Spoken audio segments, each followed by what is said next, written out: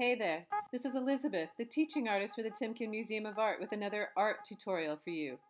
Today's video celebrates the spirit of the wolf. The wolf symbolizes guardianship, ritual, and loyalty. It's a spirit guide that reminds us to trust our own instincts. There are three kinds of wolves: the gray, Ethiopian, and red. You can find wolves all over the world in North America, Europe, Asia, and North Africa. They hunt and live in packs of 6 to 10 animals, travel 12 miles in a single day, they eat a lot, up to 20 pounds in one sitting, and they communicate with one another by howling to establish their territories. Let's go ahead and listen to some of that howling now.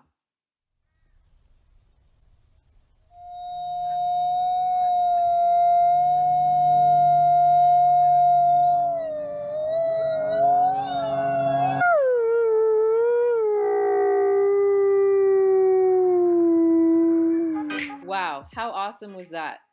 All right, let's move on to what you're going to make today. You are going to create the quintessential wolf howling at the moon. But before we get started, I need to go over the art materials with you. You're going to need 2 sheets of paper, a pencil, and black, blue, purple, and white colored pencils. Now take one of those first sheets of paper and draw 2 circles.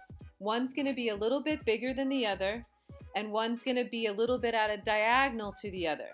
Then you're going to connect those 2 circles with these curved lines that are going to be the top of the back and the bottom of the belly. After that, you're going to draw a rounded triangle. It's sort of like a blade shape. Next, you're going to go for the tail. Just think about a regular dog tail. Any shape mostly will do.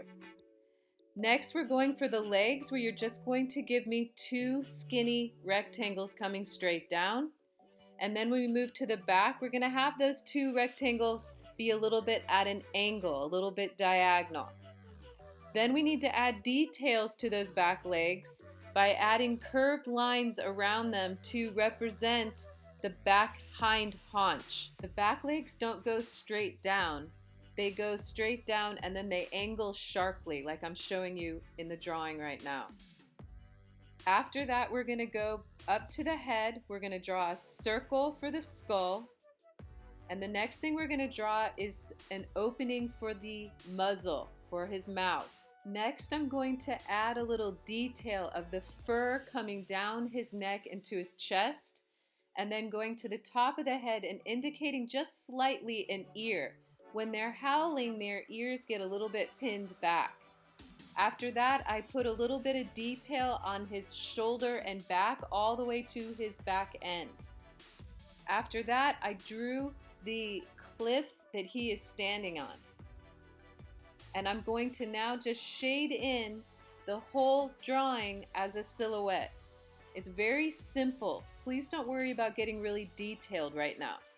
This is just for practice. All right, now let's start the final project. You're going to repeat all the steps you just took. You're going to go to the center of your paper. You're going to draw 2 circles. You're going to connect those circles with 2 curved lines. Then you're going to draw that blade shape, that rounded triangle shape. You're going to draw the circle for the skull. You're going to draw a little shape for the ear, the opening of the mouth, and then the little bit of fur on his neck and chest.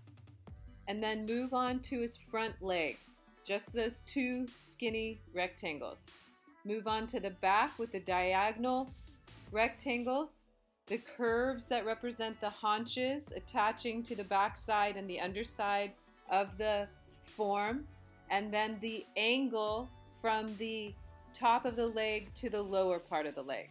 Next, we're just drawing that curved diagonal line that represents the cliff that the wolf is howling from. And then what I'm going to do is add the tail and more details, which will be the curve of the back and shoulders, maybe a little bit of textured line to indicate fur. And then I'm just going to shade in the whole thing into one silhouette. Next, we get to draw in the moon.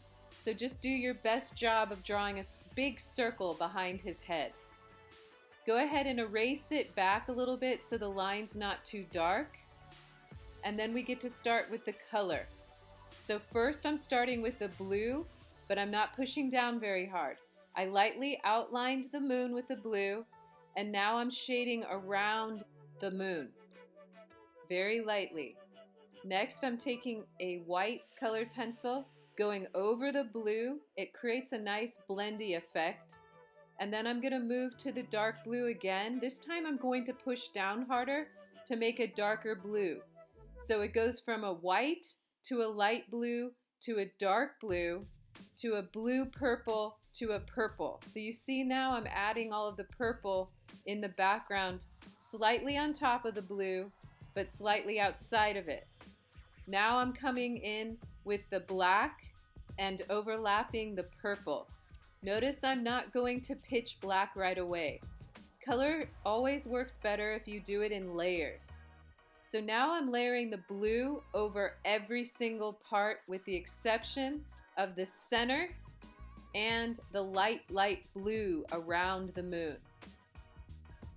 I'm not showing you here every single minute I took to layer the color on my picture, but I can't stress enough how much better your picture will look if you keep layering up the color. And that white colored pencil does a great job of blending the blues together.